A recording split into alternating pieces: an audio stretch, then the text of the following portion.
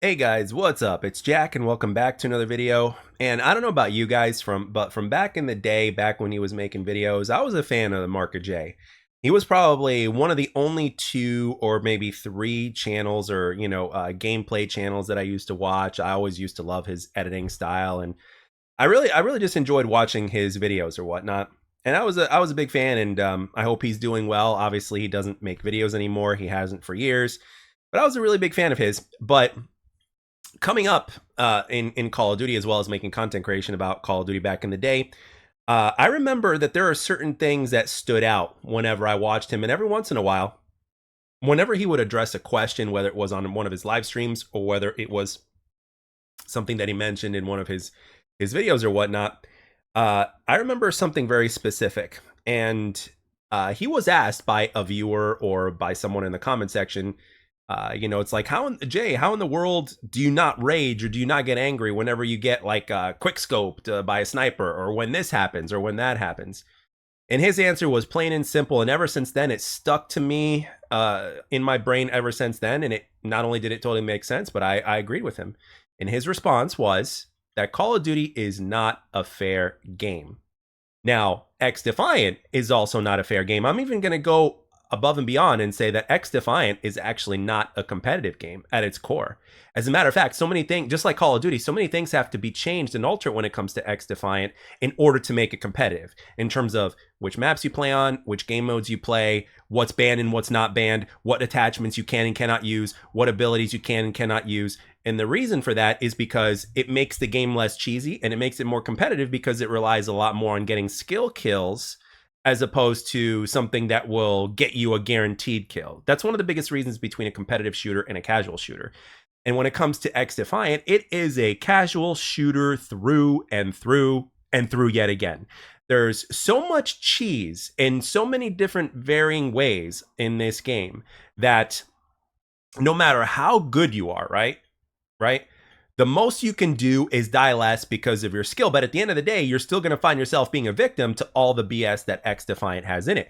Whether it's the bunny hopping, whether it's the, what's it called? The quick scoping, whether it's the spider bot, whether it's the echelon ping, which has been nerfed immensely, by the way, which has made a big difference, so to speak. So that's cool and all. But regardless of whatever BS or form of cheese that XDefiant has to offer, including, the net code, including how things could be inconsistent, maybe somebody spawned in the wrong place, whatever it is, or maybe, there are literally like 100 reasons plus as to why a person would complain of why they died here, why this or why that, or why they stopped playing the game, why they put it down. All you have to do is look all over social media, look at different content creators on YouTube, look at their comment section and stuff like that. You will find a plethora of reasons under the sun as to why people have stopped playing XDefiant or what they're complaining about, etc., etc. And it's very simple.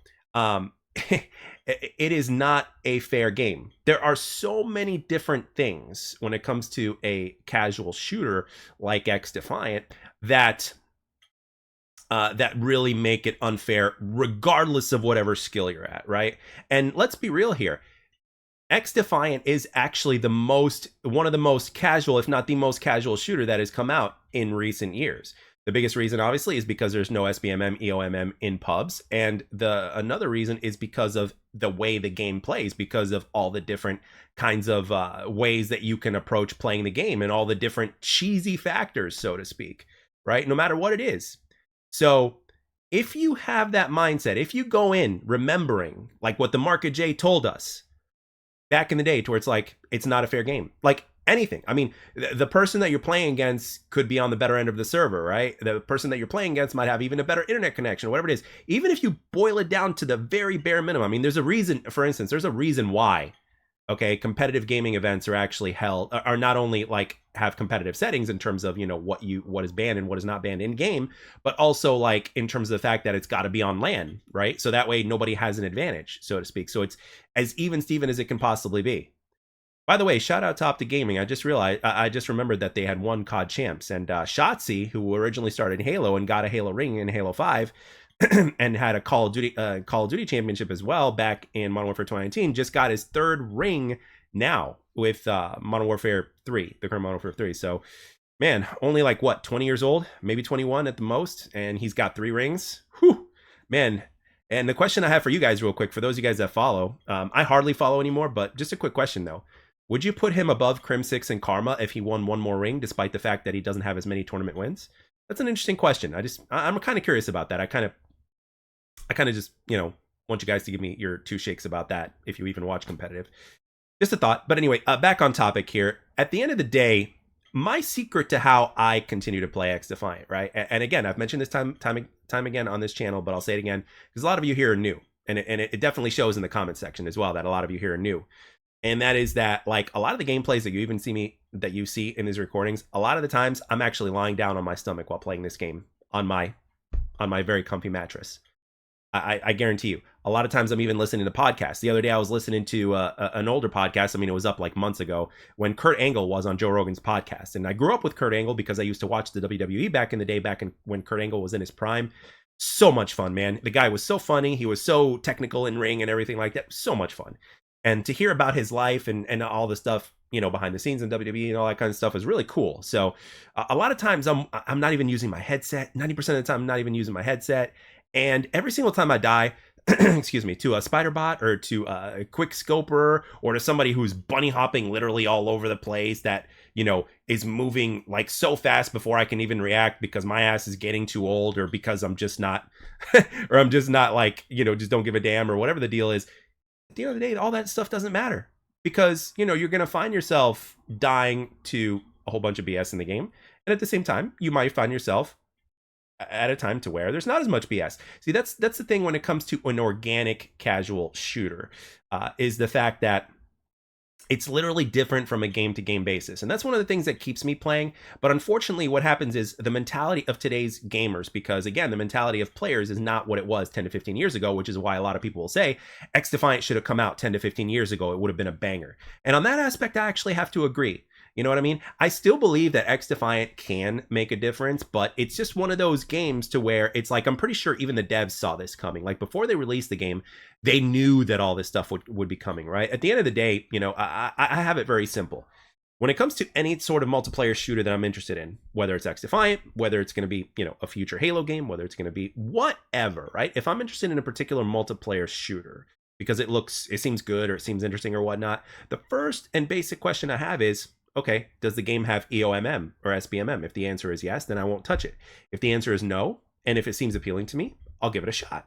And if I enjoy it, I'll play it. And if I don't enjoy it, I won't. So at the end of the day, I play this game very casually. You know what I mean?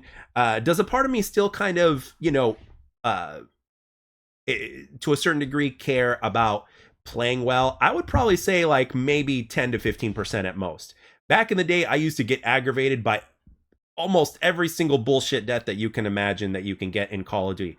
Now, I don't care. Like, and with XDefiant's got a lot of cheese. Trust me, it's got a lot of cheesy things, and there's so many different bullshit ways to die.